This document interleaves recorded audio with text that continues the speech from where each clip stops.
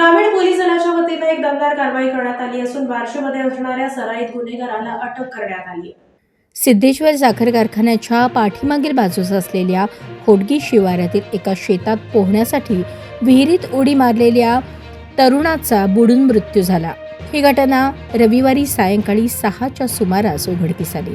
सादिक अहमद हमीद शेख वय 32 राहणार नई जिंदगी सोलापूर असे मृत्यू झालेल्या तरुणाचे नाव आहे.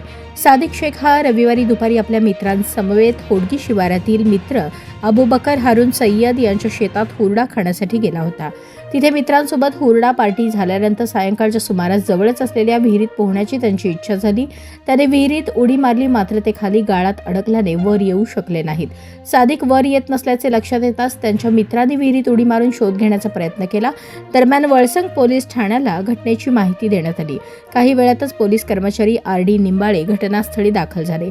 शोध घेतल्यानंतर सादिक शेख यांना पाण्याबाहेर काढण्यात आले. त्यांना तात्काळ उपचारासाठी शासकीय रुग्णालयात नेण्यात आले, मात्र डॉक्टरांनी उपचारापूर्वीच त्यांचा मृत्यू झाल्याचे घोषित केले. सादिक शेख हे व्यवसायाने इलेक्ट्रिशियन होते. त्यांच्या पश्चात आई, वडील, पत्नी, 2 मुले, मुलगी व 4 बहिणी असा मोठा परिवार आहे.